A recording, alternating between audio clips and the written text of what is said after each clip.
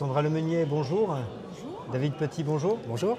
Alors vous travaillez tous les deux à la douane et on va parler de la traçabilité du tabac. Alors dites-moi en quoi ça consiste exactement. Alors concrètement, la traçabilité du tabac, ça permet de tracer un paquet de cigarettes depuis son usine de fabrication jusqu'à son premier point de vente au détail, donc la vente chez le buraliste. D'accord.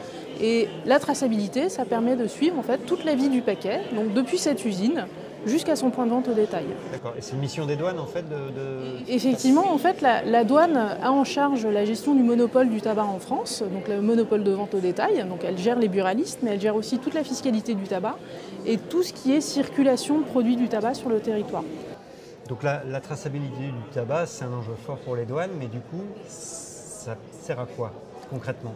Alors il y a un double objectif, un objectif de santé publique, déjà, qui est une priorité du gouvernement, avec une lutte forte contre le tabagisme, auquel participe l'administration des douanes, et également un enjeu en fait, de lutte contre le commerce illicite et de protection du budget de l'État.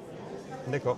En quoi ça consiste alors la traçabilité du tabac? Comment ça se traduit concrètement? Qu'est-ce que vous avez mis en place pour suivre justement ce flux de l'usine jusqu'au buraliste? Alors il y a un double dispositif, là aussi, un dispositif en fait de sécurité des produits du tabac qui permet de s'assurer qu'il ne s'agit pas de contrefaçon, et un dispositif de traçabilité avec un code qui est unique pour chaque paquet de tabac.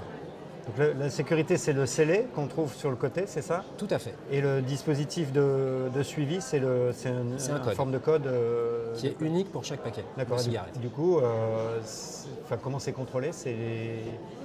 Qui peut faire le contrôle? Alors, les agents des douanes sont dotés d'équipements spécifiques, un compte-fil pour le dispositif de sécurité et un smartphone avec une application qui est dédiée pour lutter contre la contrebande. D'accord. Et c'est une prérogative des douaniers ou d'autres personnes peuvent faire les contrôles? D'autres forces de l'ordre peuvent également intervenir sur le dispositif, puisque les policiers et les gendarmes peuvent également faire des contrôles sur ce type de produit. D'accord, donc en fait ça sécurise, je résume, mais ça sécurise complètement le départ de l'usine jusque chez le buraliste, et ça permet, alors pour le citoyen, il a quelques éléments qui sont reconnaissables et qui lui permettent de vérifier qu'il n'a pas acheté un produit contrefait, et pour le buraliste également en fait. Et voilà, en fait, donc du coup, tout le monde peut vérifier. En fait, tout le monde est gagnant dans la chaîne, parce que ça permet de sécuriser vraiment la chaîne, donc ça sécurise les circuits légaux, puisque ça les légitime, et ça facilite la vie des agents qui contrôlent, parce que ça permet de trier entre les flux légaux et les flux illégaux. Puisque la traçabilité, ça permet de s'assurer qu'un produit est bien au bon endroit, au bon moment, dans les mains des bonnes personnes. Alors ce dispositif-là, il est en place depuis combien de temps sur les paquets de cigarettes?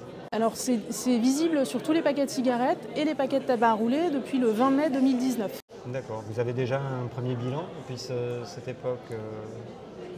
Alors déjà, le premier bilan, il est plutôt positif parce que le passage au 20 mai, qui a quand même été une sacrée aventure pour arriver à la mise en place de tout ça, a été respecté. Donc déjà, on était à l'heure, ce qui était déjà une première victoire. Est-ce que c'était une directive au départ? Effectivement, l'encadrement juridique du dispositif, c'est une directive communautaire, donc qui impose ce système de traçabilité dans tous les produits de l'Union, dans tous les pays de l'Union. L'impératif fixé par la directive, c'était d'être au rendez-vous le 20 mai 2019. Donc ça, c'était la première chose. Et c'est un dispositif que la douane a conduit en innovation, mais c'est un dispositif qui est harmonisé à l'échelle européenne, c'est-à-dire qu'un douanier français peut faire un contrôle sur un produit qui viendrait d'un autre pays? Totalement. Totalement. Très bien. Merci à tous les deux. Merci à vous. Merci à vous.